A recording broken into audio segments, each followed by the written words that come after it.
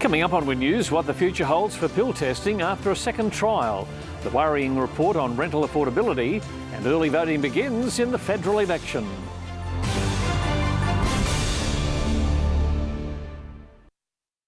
Across Canberra and its surrounding regions, this is Win News.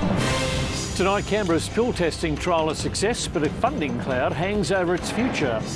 Confusion and frustration as major bus network changes begin, and Canberrans hurting as our nation's rental affordability crisis worsens.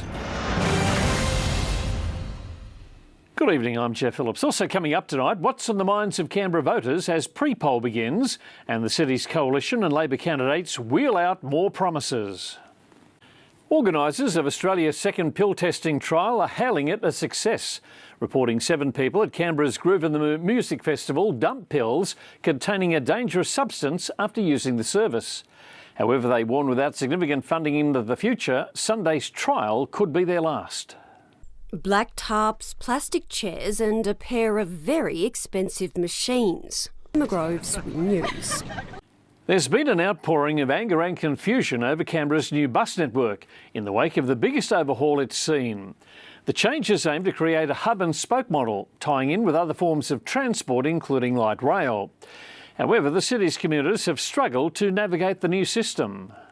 There's been much planning, fanfare and debate. Now the wheels on the new bus network are finally in motion and many travellers have already made up their minds. A new report from Anglicare says the lack of affordable housing across the country is causing record levels of rental stress and even homelessness.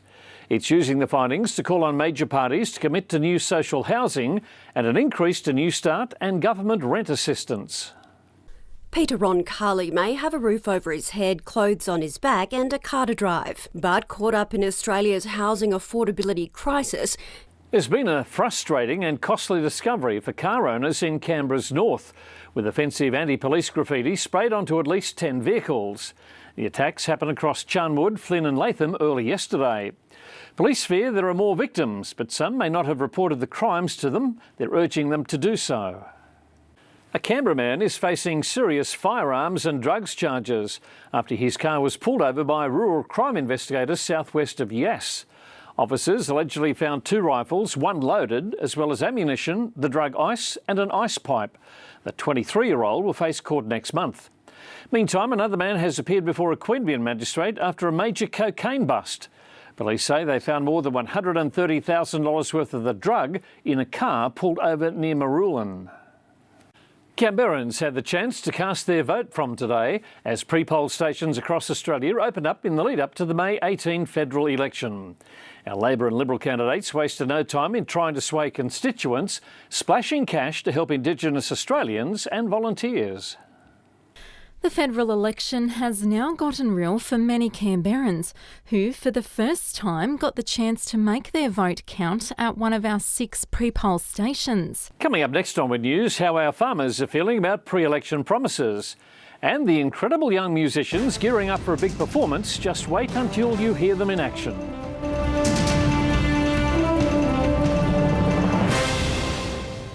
New South Wales farmers are anxiously waiting for autumn break. However, it's money that came raining down. The Prime Minister is pledging more than $57 million to support farmers in their communities. However, it isn't ticking every box. With drought conditions seemingly worsening during a crucial planting period, the federal government funding announcements aren't only timely because of the impending election. Meantime, the Coalition has reaffirmed its commitment to crack down on extremist animal activists trespassing onto farms. The Prime Minister says he will move to legislate a policy which would see extremist animal activists who trespass onto farms be jailed for their actions. It comes after the Attorney-General committed to creating a new offence that would put extremist activists in prison if they used a carriage service such as the internet to disclose personal information and incite others to trespass onto farmland and livestock facilities. Time for sport now with Amy, and more honours for UC Capitals forward Keely Froling. There sure is, Geoff. Her efforts in the 3-on-3 continue to impress. Plus, the Raiders sweating on the fitness of Jordan Rapana after yesterday's loss to Manly.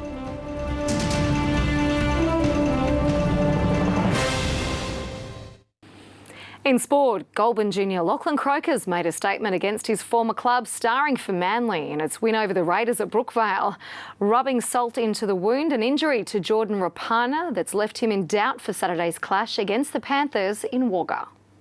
Unable to give Jared Croker a win in his 100th game in charge, the Raiders squandering an early lead to go down 24-20 to Manly in a tight contest at Brookvale. From a team perspective, we were outplayed. They played well to get to where they did Manly. They did a really good job. Canberra Demons have climbed into 5th on the NEFL ladder after edging out Sydney University in round 4. Player coach Kate Klemke was ruled out on game day due to a knee injury, but it didn't slow the Demons down. The visitors in control at half-time before the students returned fire early in the third quarter to edge ahead. Canberra hitting back late to claim a 10-5-65, 8-12-60 win.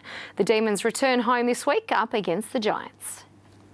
The Brumbies will take things easy this week in the lead-up to Saturday's clash against the Blues as they try to recover from a 2-week trip around the world, the side falling just short of a perfect tour to South Africa and Argentina, unable to find their way past the Jaguares. Missing out on a golden chance to climb up the Super Rugby ladder. Mistakes proving costly for the Brumbies against the Jaguares in Argentina. Elsewhere, Gungahlin maintained top spot on the ladder after downing Queanbeyan, and Vikings recorded their first win of the season. Caitlin Chalmers, Win News. UC Capitals forward Keely Frolling's added another title to her collection, helping Spectres Eye Athletic to a 2019 Pro Hustle crown. Frolling and her teammates were tested early in the final by the Melbourne Boomers, but took control midway through the contest to run out 21-10 winners, walking away with $12,000 in prize money.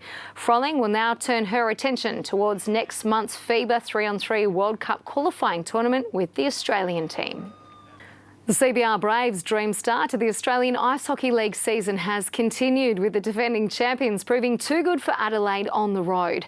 Back-to-back wins ensuring the Brave remains on top of the ladder, heading into its first home game of the year against the Sydney Bears on Saturday. And that's our sport, Geoff. Amy, thank you for that. Weather is next with Tanya, and a rather cool start for most places. It certainly was, Geoff, but a touch of sun managed to warm things up throughout the day. I'll have the forecast for the week ahead next.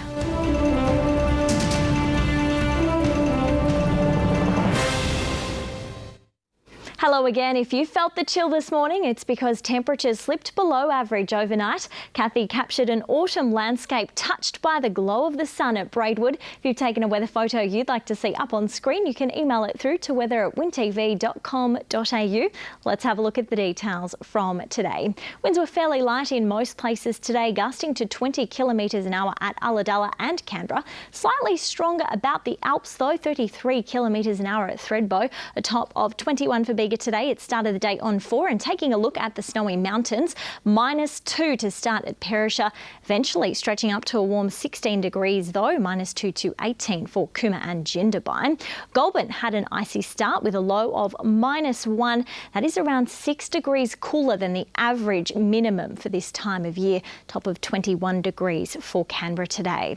On the satellite, a high pressure system is currently drifting across southeastern Australia and will be there over the Tasman Sea by tomorrow. On the synoptic, a low pressure trough is expected to approach the western border of New South Wales later tomorrow, followed by a cold front associated with a deepening low west of Bass Strait. Taking a look at the forecast for the south coast, some early morning fog, then sunshine to follow, a low of 11 at Nowra. It's expecting a top of 25 degrees. Taking a look at those temperatures further south, 10 to start at Merimbula, expecting a top of 23. It'll be sunny about the snowy mountains as well. A freezing start for Perisher, expecting 13 tomorrow. A bit cooler for Thredbo though, 10 degrees the top there, 22 at Bombala.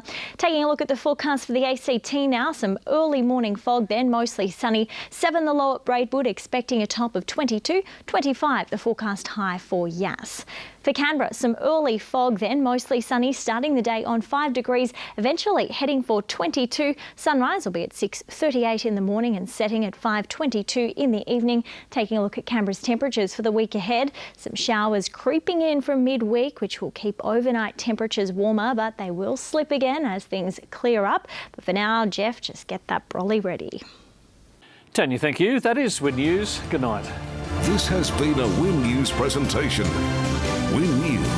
Regional Australia's #1 news source.